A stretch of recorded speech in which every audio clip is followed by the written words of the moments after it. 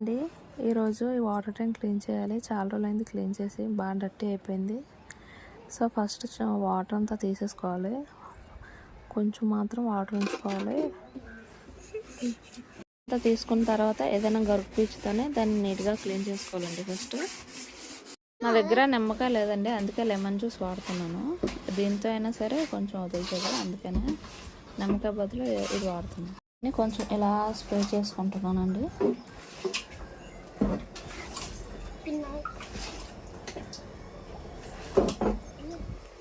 దాని తర్వాత lemon juice వేసిన తర్వాత ఇప్పుడు కొంచెం సర్ఫ్ వేసానండి. నెక్స్ట్ వంట సోడా వేస్తాను. చూడండి, నెక్స్ట్ ఈ వంట సోడా వేస్తాను.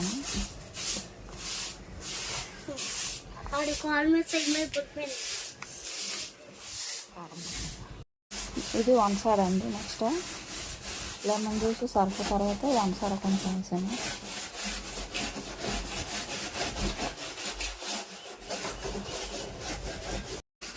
ఆ మూడు వేసిన తర్వాత ఇప్పుడు బాగా మళ్ళీ క్లీన్ చేస్తాను అండి. నెక్స్ట్ అదంతా తీసిన తర్వాత మళ్ళీ ఇప్పుడు నీట్గా దాంతో క్లీన్ చేస్తున్నారు. మళ్ళీ కొంచెం వాటర్ వేసుకొని అదంతా వాటర్ అంతా క్లీన్ చేసుకోవాలి. ఇంకా చిన్న ట్యాప్ దగ్గర ఉండిపోయిందని క్లీన్ చేస్తున్నాను. నెక్స్ట్ ఈ వాటర్ తీసేసి నీట్గా మంచి వాటర్తో కొంచెం క్లీన్ చేసుకుంటే సరిపోద్ది, అయిపోయింది. ఆ వాటర్ అంతా తీసేస్తాను.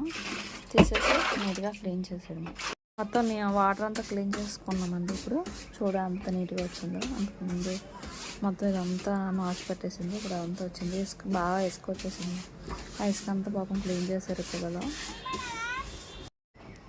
చూడండి, పిల్లలు అంతా బాగా కడిగేశారు నీట్గా. కష్టం అంతా వాళ్ళదే.